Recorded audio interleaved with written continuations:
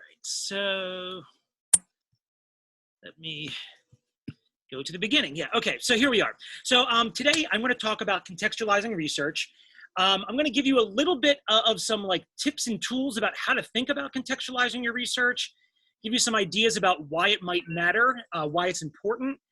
And then I'm also going to give you a little bit kind of brief history of like my own evolution on this subject as I've kind of gone from being an undergraduate researcher into a full professor. And this is going to be a little strange, like much like watching like late night comedy shows where like I can't see your faces and interact with you. So I have no idea how this stuff is resonating.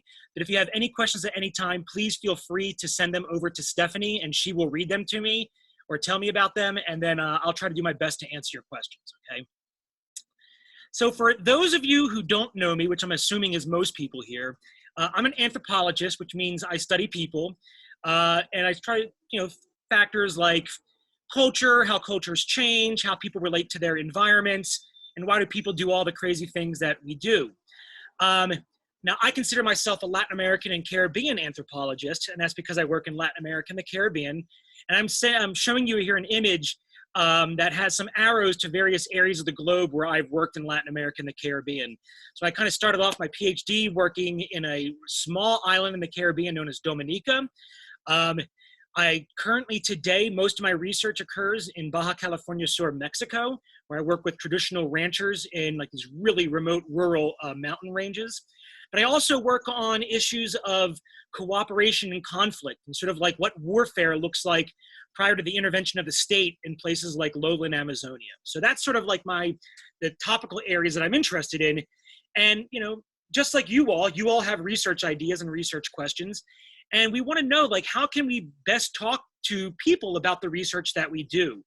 I know as a stuffy academic, most of the time I spend is either talking to undergraduates about topics or talking to like my academic colleagues about research. But really, there's a much wider net that we can cast to talk to people about the research that we do. You are on slide 26 for everyone. Wait, really? And I think you're talking like you're on slide 1. Is this not on slide 1 right now? We see slide 26. What? Okay, on mine it's slide 1. Let me go back to, are you seeing slide 1 right now? Yes. Okay, here's the picture I was just talking about. This one.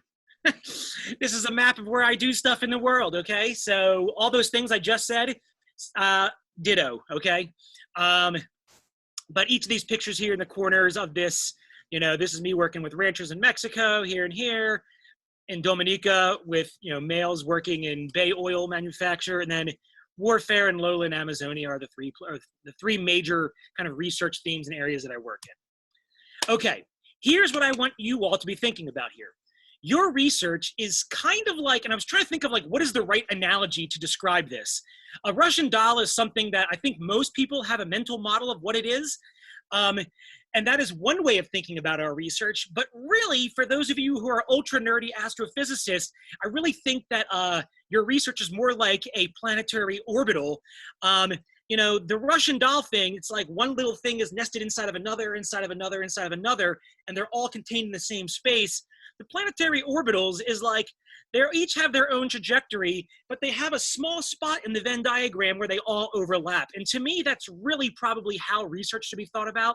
But we're going to often use this Russian doll analogy, though. And so one of the things that you could do after this program or while you're listening to me talk about it is thinking about what your research is and thinking about how you situate your research into these larger contexts. So whether it's the lab that you're working in, if you're working in a lab group setting, it could be the department that you're in or the department of your advisor. You'd be thinking about like the University of Utah and the larger state of Utah. And then thinking about like your local community or your regional community, as well as the entire academic discipline and the entire world. And a really good idea is to kind of just like think about how you thread that needle from you and your research, which is very, very small in scope many times, to how it can fit into these larger themes and contexts, okay? So something to think about here as you're considering like how we talk to other groups of people about your research is that each of these different like nested structures. Each of these different levels have different, not like a priori knowledge, like different knowledge they bring to the table. They have different motivations for what they want to do with their life and what they maybe want to do with the things that you're talking about. And they have different needs that you need to be met, okay?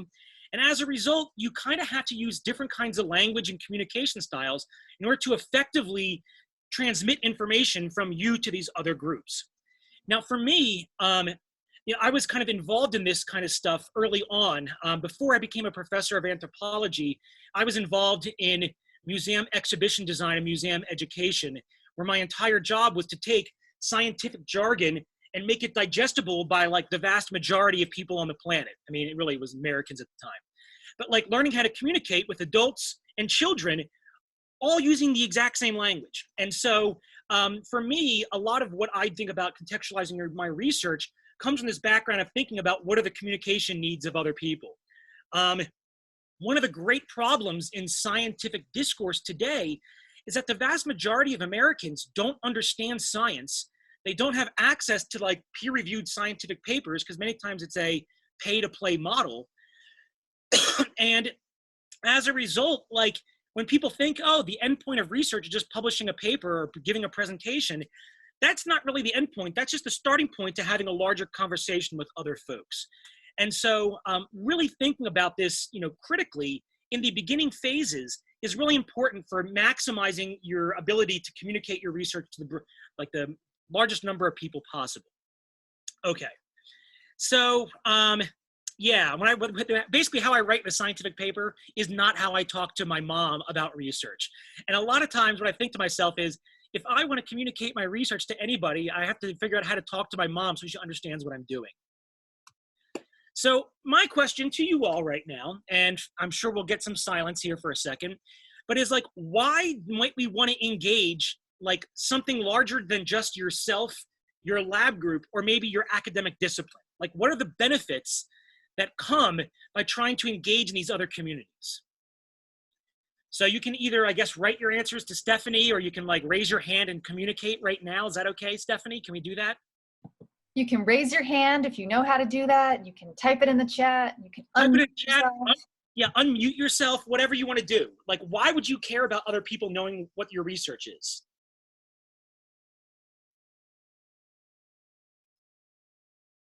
Crickets chirping.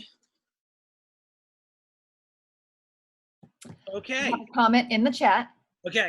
You can get unique input from other people that might help with any problems you're dealing with. Okay, you might get unique input from people who maybe think about the research in a totally different and novel way, and that could be really important, certainly. Other things? To bounce ideas off one another and advance the field. Okay, and to me that sounds more like a discipline-specific idea, but still, that's very, very true and very important. Why should my mom care about what I do? Or your mom? I don't know that this comment answers that, but here's the next comment. Give it. That's the big picture, isn't it? Being able to connect with other people in other fields to better our communities. Okay, bettering our communities could be one kind of thing. And now that's kind of like a diffuse idea, but I certainly think it's correct though. We can actually improve our communities depending on the kind of research that we're doing by providing information back to them in a way that is accessible to them. And I totally would agree with this. Cameron, you're unmuted. Ask your question. Yeah. Oh yeah, so I do some outreach with the SPS group. So being able to communicate like science ideas.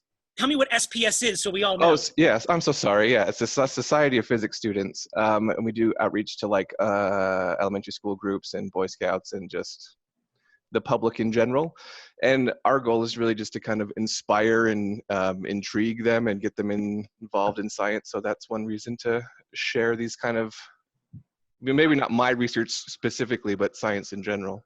Totally, and I think that's great. I mean, outreach is probably one of the most important things we can do because it creates a generation of other students who are basically going to be interested in this stuff, and they're the ones who are going to fund research in the future or maybe engage in it themselves.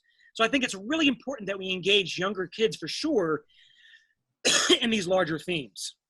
We have so many other comments. This is actually really exciting. Great. I think the pandemic is a good example of why it's helpful, but also vital to get research to policymakers and the public. Yeah, this is totally an important idea, right? We have so much misinformation and disinformation resulting in really negative outcomes for a lot of people. And so providing public outreach on science is really important so we don't end up in the scenarios that we're in right now. Totally agree. This one kind of agrees with that. It's important to communicate science so that people have a better understanding of the world. The implications of your research might benefit other fields. We do research so that people can learn from what we find. If almost nobody can understand what we're talking about, there's less of a chance someone who could understand this, who might be able to use that knowledge to make it accessible. Totally. Few people really like SPS. Okay, awesome. Yeah, thumbs up to that. So, I mean, you were all talking about the idealist in you as a scientist. And here I'm going to go bring us back down to the pragmatics of doing scientific research or humanistic research. Money! In order to do any kind of research, we need money. And so, unless you are independently wealthy, you don't really have to worry about this. But for the vast majority of people, research dollars really determines what we can actually do. The more that people understand the nature of the research that you're doing and its broader applicability, the more likely you're going to get funded. And so, to me, this is about learning about how to go from the idealist phase, which is most of what your comments were, and I totally appreciate it. And in my heart of hearts, that's how I truly believe. But I also know that many times you can't get your research done if it's only done in a kind of idealistic way. And so justifying research pragmatically to real dollars and cents is super important. And so even thinking about something like COVID, the more that people understand social epidemiology, understand disease transmission or what diseases are, that's actually going to come back around to things like funding us in order to get research off the ground. Now, people have also suggested things like making the world a better place to live. I totally agree with this. And this is not just because of my own personal selfish interests. Yes, I personally want a better world to live in. So I try to engage in research that I think is going to improve the world. But also I've got kids, and those kids are going to have kids hopefully at some point. And the idea is that I want to leave them a lasting legacy of a world that's better overall because we engage with the natural world, the social world, the physical world in some way. Sorry, I'm coughing here. I swear I don't have COVID, at least I think. So, I mean, we have a list of laundry ideas, or laundry list here of other things that we could do: improving yourself, improving your quality of life, your community, expanding knowledge about the universe. And as an academic today who works in an academic department, making your department look better also means that your department gets more money, which means that you can do more research. So I don't want to make it sound like, the only reason that we do public outreach and try to communicate with others is for money. But a lot of our life is spent towards this idea in general. But what I want the take-home message to be here is be an idealist and a pragmatist about why we want to engage in broader audiences. Now, one of the other things to think about here is that science, to some extent, really is a Western, largely white male phenomena, as it's been practiced over the last several hundred years. And part about reaching out to other communities, especially younger communities or society groups that have been basically underserved, is about trying to expand or broaden the horizons for scientific research for all communities who've been disenfranchised by the kind of sociology of science in the past. And so there's a lot of good reasons to want to basically broaden our scope to the rest of the world. Okay. Oh my God, I'm so sorry I'm coughing so much right now. Okay, so another task maybe that you could do for yourself at the end of this here is thinking about why do I engage in research in the first place? Because basically, you are all undergrads, and presumably some of you will want to go on to graduate school to continue your research in some capacity. However, your ability to engage in research in the long term really depends on how happy you are with the research. Because, there's a lot of people engaging in it. Dollars are scarce, jobs are scarce. And the people who really make it forward in these careers are the ones who care deeply about the subjects that they're working on. So much so that they're spending their entire nights sleepless thinking about the ideas that they think about. So it's really important to engage in research that you find interesting to yourself. Because if you don't find it interesting, really no one else will. So kind of delve deep into your hearts of hearts and figure out what your interests are and what excites you. And I can certainly tell you, as I transitioned from an undergrad to a grad student to a professional, my interests evolved over time. And I learned that things that I thought I really liked, when I was actually engaging in them, I didn't like them so much. And as a result, I became less interested, and not surprisingly, I did a worse job at it. So really focusing in on what it is that makes you happy is going to help propel the research that you're going to do, and it's going to make other people care as well. So I can tell you, for me, the kinds of things that when I was doing my deep, dark searches, late at night, who am I? What am I doing? What am I going to do with my life? I kept on thinking to myself, I love deserts and I love hiking in them. And I like finding weird old things that are interesting to me. And I really like going to new places. I like experiencing new cultures and eating strange and novel foods and just seeing how other people in the world live. And so for me, as I was kind of thinking about what is the scope of the kind of stuff that really makes me happy, I then started to think about okay, where can I actually engage in these kinds of things? And luckily for me as a graduate student, I had opportunities to work in parts of the globe and actually get to see what things I liked and what things I didn't. Now for me, again, I loved hiking in deserts and being around weird old places and experiencing new stuff. My wife and I, at the time it was my girlfriend, we just traveled the Baja California Peninsula for kind of fun. And as a result, I got to meet a lot of interesting people and go to strange places that a lot of people haven't been to before, places without roads that you just have to kind of 4x4 around to kind of come around and see other humans. And so for me, Baja California Sur, Mexico, or the peninsula as a whole, basically just hit me exactly where I wanted to. Groups of people that haven't had their stories told, that are living an interesting lifestyle, living far off the grid. And not surprisingly, they had a lot of cool archaeology out there, which totally got me super excited. And I can tell you, as an archaeologist, and being an archaeologist in the desert is the best thing, because desert doesn't have a lot of grass cover or plant cover, so the archaeology is totally visible everywhere. So for me, it was just oh my God, this place is so cool. But just it being cool to me wasn't enough. And I got my heart satisfied by going down there and kind of engaging in the research. But then I really needed to think about the pragmatics of what it meant to do research in Baja California Sur, Mexico. So I started thinking about how do my interests fit in with the groups that I interact with? And by that, at first I was really thinking how do I fit this into my larger academic career? Specifically things like the department at the University of Utah, or amongst anthropologists or ecologists. And I really wanted to know what skills and knowledge could I offer these other places and other groups of people, and how could I also grow in the process? And so whenever I engage in research, I often think about how are the people that I interact with directly, how are they going to be improved materially or in terms of knowledge because of my presence there, and how can I myself grow as a result of sharing these experiences with other people?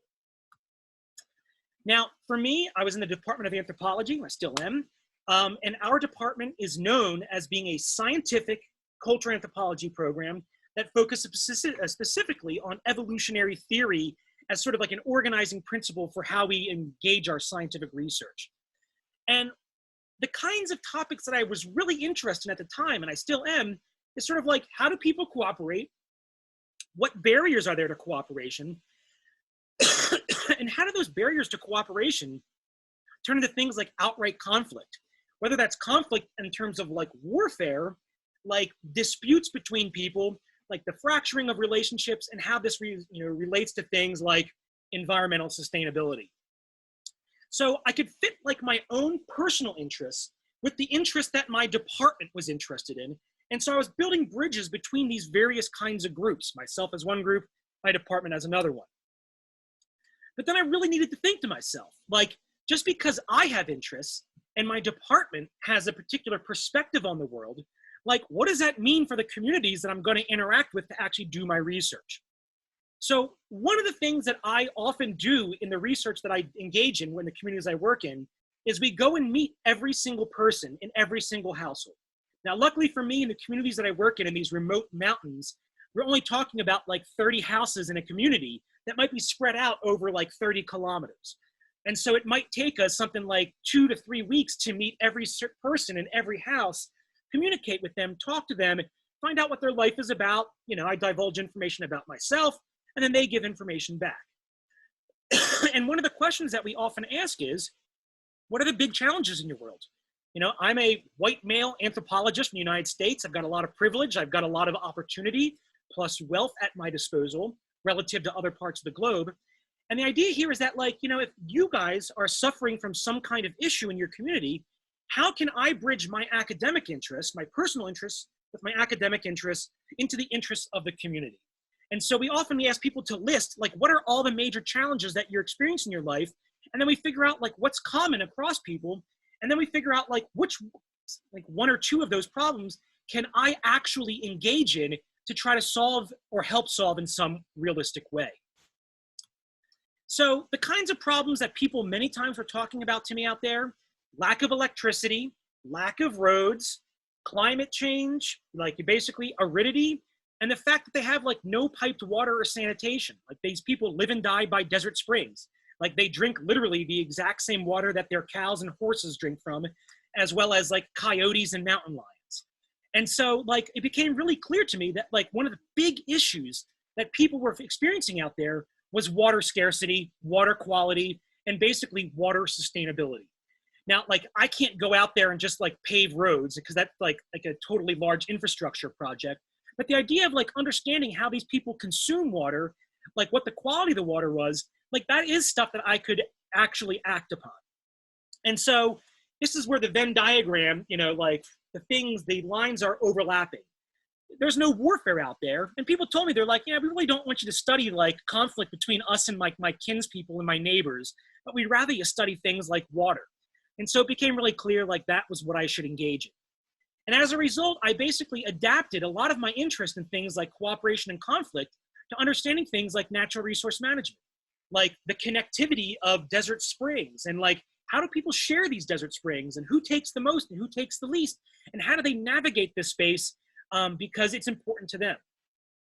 Now, it just so happens that these are like basically the exact same kinds of questions that we're trying to address here in Salt Lake Valley.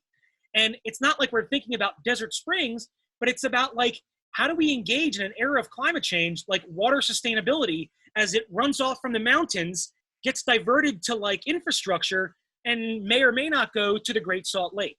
So the idea here is that, like, the concepts I'm learning down there in the small scale can also be applied up here in the big scale.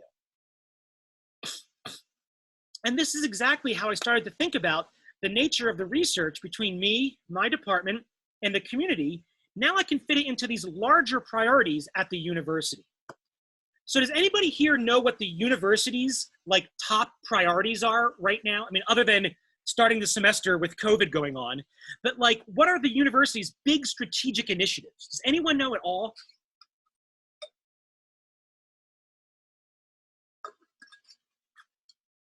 You got nothing there, Stephanie? I got nothing. Okay, that's okay. Most faculty members, if you ask them the exact same question, won't know either. But there is a strategic initiative at the university known as the Transformative Excellent Programs. And these are basically about 8 different programs that the Office for the Senior Vice President has come up with and said, these are the biggest challenges that like we can think about for the state of Utah, and that like the University of Utah could link people and departments together in order to better solve the challenges that we're facing. Now, one of these is the Society, Water, and Climate Transformative Excellence Program. And it became really clear to me very, very early on when I got my job at the University of Utah, was that that kind of research that I was going to be doing down in Baja California Sur, thinking about like these ranchers living out in this arid environment, thinking about climate change and water, it's like, oh my gosh, my research fits perfectly into this larger context. And the idea here is that by engaging in this other academic community, I can find other academics who work in other disciplines to help me think about my own research as it might relate to these people in Mexico, but as well as to like me as a citizen here in the state of Utah. And I think for everybody here in this meeting, again, it might be worthwhile just like doing a Google search, University of Utah Transformative Excellence Program, looking at the list of programs and then thinking about, does my research fit into these, like one of these larger themes? Because if it does, it is already opening your eyes to a kind of larger horizon of other folks who are thinking about the same problems and how you might broaden the scope of your research to the largest audience possible. Okay, so that was thinking about the university's big challenges. Now, this is another one. Like the state, I mean, University of Utah is often thinking about issues as it relates to either like the state of Utah, maybe the Great Salt Lake Valley, or maybe they're thinking about something like the Great Basin as an entity. And those are really good. But those are still pretty insular. They're basically like into the interior west, like area.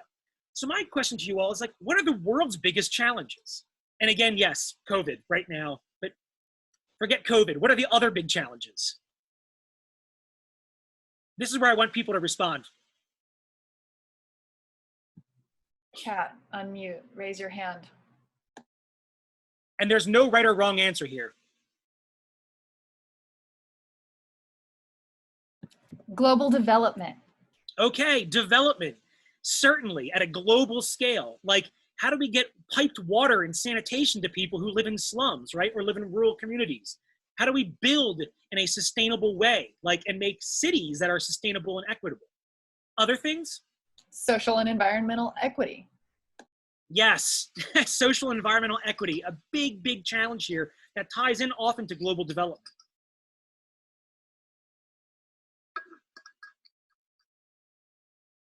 Other ideas? That's it in the chat. That's it. There's only 2 problems in the world. That's fantastic, right? Sustainable energy. Okay, sustainable energy, a good one. Yes, we absolutely need sustainable energy infrastructure. Okay, these are all big ones. Now, this is definitely something you will all want to do as you start to think about like the broadening your horizons. The United Nations Sustainability Development Goals is a list of 17 goals that have been designed by a global consortium, including the United States, about what are the world's major challenges that need to be solved basically by 2030. So this initiative was set in 2015. The United Nations has given itself 15 years to solve 17 of the world's biggest challenges. It's a pretty lofty goal. It's super expensive. And this is one of the big questions is like, how do we get a global partnership to actually solve the world's major challenges? These goals are actually predicated off an additional 15 years prior to this called the Millennium Development Goals that went from basically the year 2000 to the year 2015 to solve 8 of the world's major challenges. Here's the short and sweet. Those 8 major challenges weren't solved, and they then multiplied into like 17 ones. And each of these 17 has like 20 different subsets of problems underneath it. So this is like, honestly, you can type it in really quickly, UN SDG, and it will pull up the United Nations website about each of the world's major problems. And it quickly tells you, if you type, like look under each one of these boxes, what the major problem is, what the scope of the problem is, and what's been done to try to address it. Excuse me. So for me, when I was thinking about the research that I do in Mexico, like how does my research not only fit in with myself, my department, my university, the communities that I work with, but then it was like, how does it fit into these larger global challenges? And so for me, it was really clear. It was like articulating with things like poverty and like water and sanitation and infrastructure and development and sustainable use of natural resources. So I've kind of highlighted here a few of them that like I interact with very directly. Now, you might be asking yourself, like, why should I care about what the UN thinks about research that I'm working on? And the issue is that like funders in the world, whether you work for like, you want to get funding from like the Bill and Melinda Gates Foundation, the World Health Organization, or groups like National Geographic Society, the more that you are able to tie in your small research, your little tiny thing, to these much larger themes, the more people are willing to fund your research. And again, this all goes back to research dollars. Because the United States doesn't really have a fantastic funding mechanism for funding all scientific research, we often have to rely on grants or foundations in order to provide us the money that we need in order to do the research that we want to do. And the more you start thinking about, like, again, going from the small to the big, the easier it is to link to these major global challenges. Now, for me, as I started to think about, yeah, what are the issues surrounding like water and poverty all over the globe? And as I started doing some research on this, it became really clear to me, like, and this is shocking for people who hear this for the first time. In the last 100 years, the world globally has lost 50% of its fresh water stocks. They've been gone. They're gone because of agriculture development, pollution, and overconsumption. So in 100 years, we've lost half of our fresh drinking water. Now, this is actually going to pose a huge problem to the globe. As our population increases inside, the demand for water is going to increase. Now, that's really problematic and shocking, and so it's something that we should all be aware of, especially here in the Salt Lake Valley. Now, as it related to the research that I was doing in Mexico, they didn't have rivers there, but they had desert springs. And one of the things I came to learn by looking at the kind of global distribution of water crises was that arid land springs are probably the most susceptible bodies of fresh water on the planet to overconsumption, pollution, and degradation. They're point source, they're small, and any small perturbation in the system causes massive, massive decline in quality of water or in the amount of water. And so what I realized was that we need to understand more about how people like there locally think about water, how do like their thoughts and beliefs about water translate into their water use behaviors, and then how does that go into things like how they manage it for the long term. So I kind of wrote up all this kind of stuff about thinking about global water challenges, thinking about novel and interesting places to study it. And I ended up getting National Geographic Society to fund my research in Mexico because these are themes that they are also interested in. And so the idea here is that, again, the more that you can make your research applicable to as many people as possible, the better served we all are, and the more likely your research will be funded. We have a question in the chat. What problem do you think the U has done the best job working on? Probably from the 2 slides ago or something. I mean, this is a hard question, right? You know, for me, I don't know the totality of all the research that goes on at the university. I mean, and my focus is always going to be on water and water crises. I think that we have this is because I interact with them the most. Thinking about the relationship of climate change to snowpack melt and ice melt on the mountains, to thinking about water sustainability at the Great Salt Lake is like major issues. The other ones I would say that we're doing like really interesting, cool research on because I hear about it and know about it. Air quality is a big one. Now the problem is we have to translate the air quality research into dollars that actually transforms infrastructure and like that guides actual like policies. And there's been a real mismatch between the research that's done and like the policy making. But what I can definitely tell you is like the Utah legislator in this past year has actually like allocated a large amount of money to studying and trying to solve air quality issues because everyone recognizes it's a huge issue now. And that would not have happened if we didn't have the research going on at the U. But you know, there's also been other like fantastic work going on in like medical genetics, things that are happening basically on like Wakara Way and our like whole like business incubator program, as well as up at the med school as well. So like that's me at a very biased perspective on just the things that I'm aware of, but don't take that as like the God's honest truth of all things though, okay? And if anyone wants to correct me here, please do so. Should I move on, Stephanie? Sure. Okay, hopefully I answered that question okay. Okay, so, yeah, what do I want to talk about here? Okay, so now, when I was a young researcher, like the thing that I cared about most was getting the respect from like my faculty mentors, my peers, and like wanting the discipline to really care about me. Because if the discipline cared about me, that means I was going to go from like undergrad to graduate school to maybe a research lab, then into like become a faculty position. So for like a lot of my research career is spent about like just writing academic papers and then like presenting them at conferences. And to a lot of folks, like that's it. Like that's where it stops. And they feel that their research, like they've done all they can to take the, you know, collecting data to writing a paper and presenting it to some public.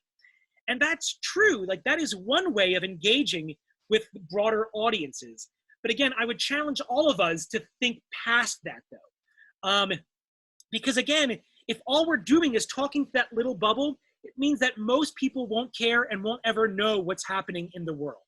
So on the one hand, this is a really good way to start your career, and this is what you have to do as like the basic amount of due diligence to your research career, but you could be doing so much more than this though. So this is one way that I engaged my research about Mexico, was writing papers, going to conferences, you know, talking to other academics. But then I really felt like deep in my heart of hearts, and so did the communities that I worked in, but they were like, listen, man, you've been here for a year or two, you know, you've done some research and you published a paper, but like, what about us? And I totally agree with them. Like, yeah, what about you guys? And so I decided early on when working in Baja California was to not only communicate directly with everyone about what the nature of the research was, giving them input in terms of what the questions were going to be, how the research was going to unfold, but then also about like, how do I provide them information about the research that I'm doing so that they can understand it? But then also thinking about, well, you know, I actually know a lot of stuff about things in general as an academic. Are there other things that you guys want to know that like maybe doesn't relate to research at all? And so I started giving community presentations about not only like the Native American history of the places that they were living in, because that was something that I was engaged in a little bit. But then people also wanted to basically do the equivalent of like that PBS show, Finding Your Roots. And for a lot of these folks, like they're non-literate, they don't know how to write or read, and they have oral traditions of like talking about stories of their family's past.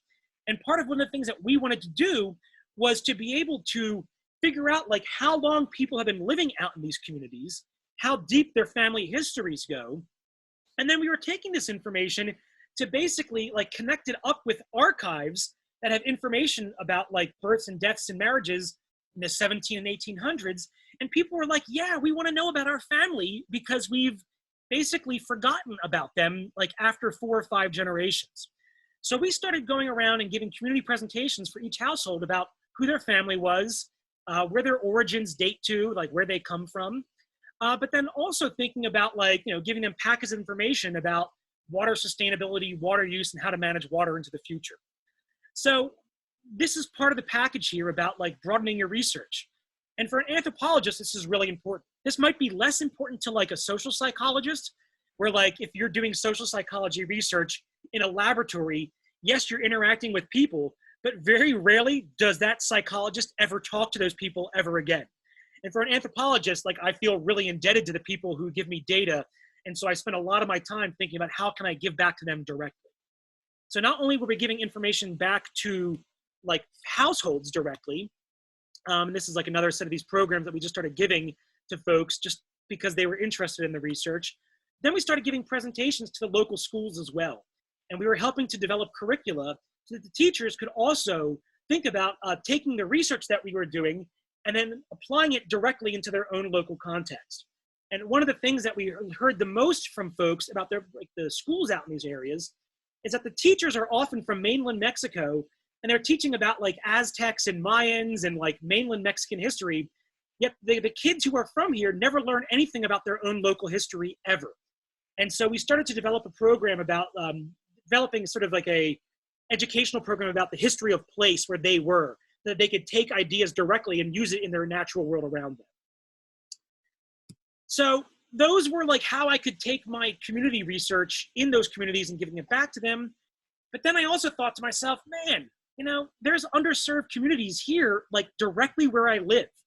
So like, yeah, my job is in University of Utah up at the hill, and I do my research down in Mexico, you know, down there. And I was talking to these 2 communities, but then like, what about all the other people in my local neighborhood that is like not getting served generally?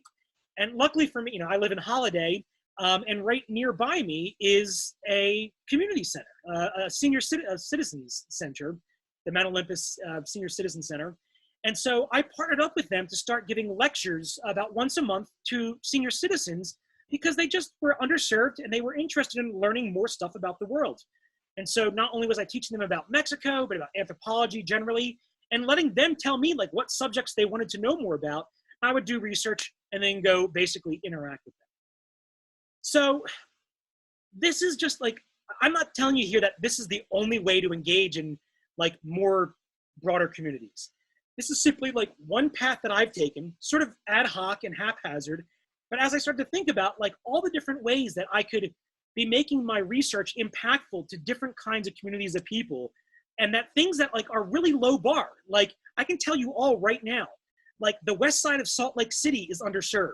Senior citizens are underserved. And if any of you are doing research right now, that means any of you could be going to those places and basically trying to interact with them in a way that engages them in the research that you're doing and thinking about how it impacts everyone in a broader way.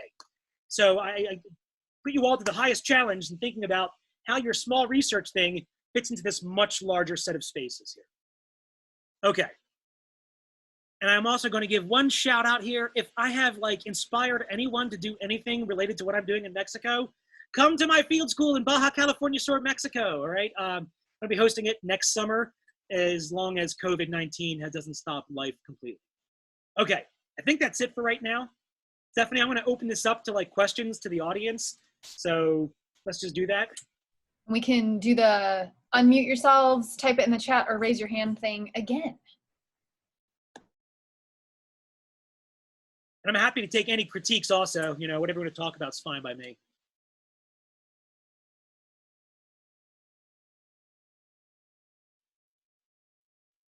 Nothing doing? We do. It just took a minute to type it out. Is the field school available to those outside of anthropology? Yes, it's available to everybody. You don't even need to know Spanish.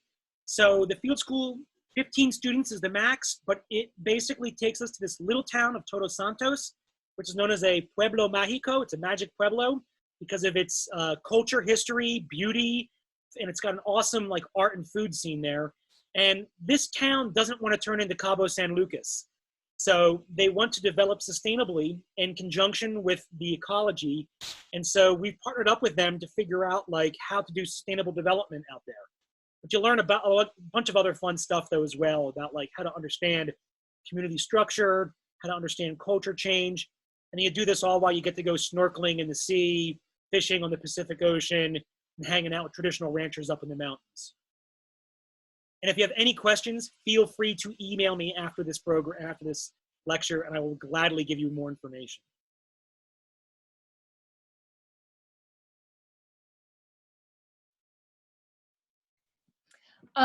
So let me ask a question to the students who are participating in the session. So after the session, you've gotten some suggestions for how to think about some kind of directions for maybe some places to look for thinking about broadening the context in which you place your own work. Are any of you sitting here wondering, but how does this apply to my work? Or do any of you need, I don't know, some specific suggestions for how this could, how you could take the stuff that you're specifically looking at this semester or more broadly into this bigger context? So people are saying yes. I'm gonna, hold on. Okay. So one person has said, how do I get involved in these bigger picture initiatives, being, quote, just another college student trying to change the world? Yeah, no, I mean, that's good. I mean, I love the idealism. College students trying to change the world are awesome. The first thing to do is start looking into them.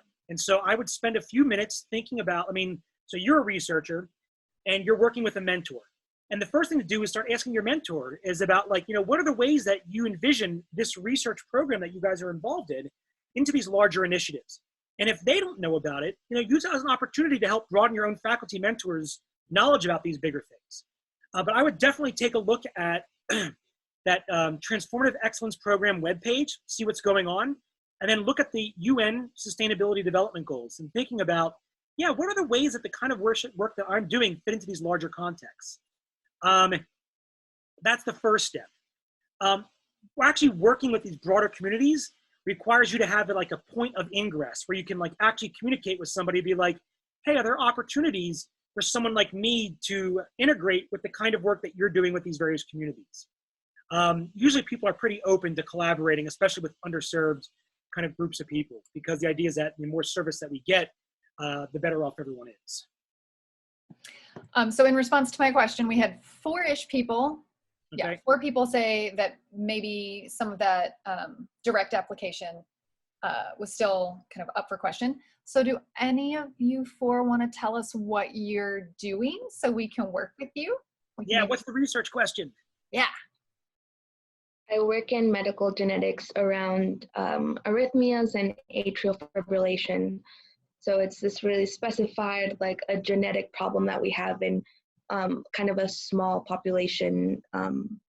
So it's kind of like, how do I bridge that gap to be able to come into my local underserved community and talk about it? I mean, not all of them have a direct one-to-one translation, but I can tell you right now, if you have a rare genetic disease, that puts you into a very, very small class of people.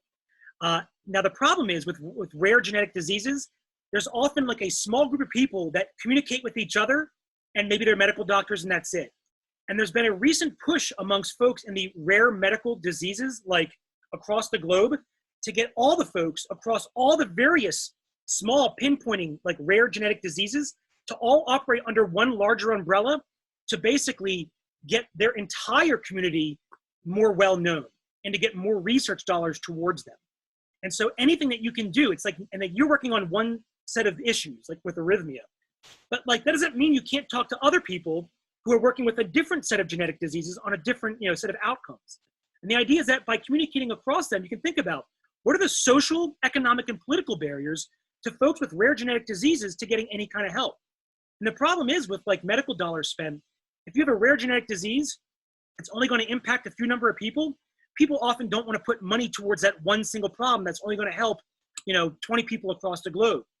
But if we're talking about hundreds of different kinds of minute rare genetic diseases, you can expand the pool of people in general.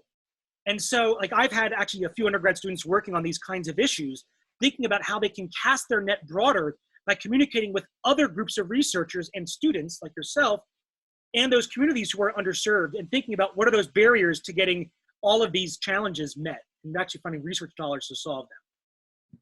Another thought that I had related to that is, so Shayna's done a really impressive and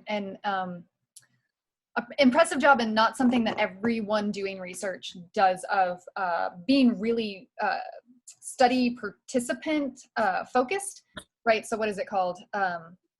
It's like, participatory action research. There you go. With the people themselves, that they are part of the research process. Yeah. So then one thing that I'm thinking about with the atrial fibrillation, rare genetic disorder, one of the issues that lots of folks have is medical literacy. And so while it's not the specific thing that you're focused on in your research, that might be a way to conceptualize broadening what it is that you do and getting some greater access to that, thinking about how to increase medical literacy, getting involved in a program that works on that, starting a program if there isn't one that you can find that can help folks figure out what it is that you're doing and then better advocate for themselves even. Totally. Okay, so we have some more comments. Oh, they're just saying thank you. Okay, does anyone else want to jump in and say what it is? Someone had a hand up at one point. Oh, I missed it. I don't know. That was actually me. Okay, Jocelyn? Yes, so that kind of like answered my question. It's just that my research is with the asymptomatic Division I athletes at our school, and just discovering structure and function of a hip joint syndrome. So I don't know like how exactly to like bring that into the broader context, since it's pretty specialized for our D1 athletes, and like preventing injury in that area, which is like totally like the money part, for like Pac-12. Yeah. But I don't know how to like really expand from there. Yeah, this isn't something that happens in 10 seconds, right? For me, I've been doing this research now for like 15 years. And so I've had a long window to like think about these ideas and how to expand like my toolkit on this whole thing. So don't expect it to happen like just right now. But one of the things that I often find even with my own self, and like I still work with museums in Mexico, and I might be working on a particular research question that I'm like super interested in. And I'm like, oh God, and all I can see is what's happening in this little tiny spot. And oftentimes, like people that I'm talking to, they want to know like the general outline of what's going on. So like you're working in the medical field on a very, very specific kind of issue. But the idea here is that you can talk about medicine in general or science in general to a larger audience because you're engaged in that.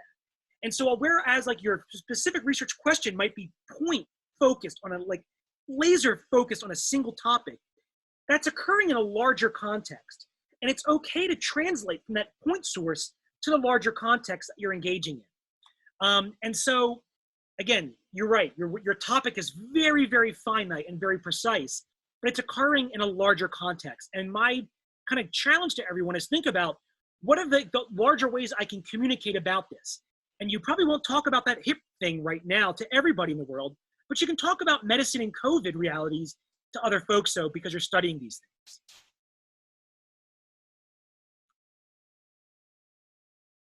But talking is good though, to as many people as possible, especially to people who don't know what you're doing. And again, for me, it's often talking to my mom to think about like, what does she care about? What does she know? And like, this is no offense to my mom, but she's like not an academic. And she often wants us to be like, but tell me what you're doing like in plain speak. And like doing that really helps me sometimes think about how to talk about stuff to the larger world. We have a comment. Sorry. There we go. Hannah, I'm planning on starting a Science on Tap talk series here in SLC after COVID-19 dies down. If anyone wants to talk about their research, they can get in contact with Hannah, which sounds awesome and a great way to practice. Yeah, good job. Or if you need talkers, come email me as well, all right, in the future.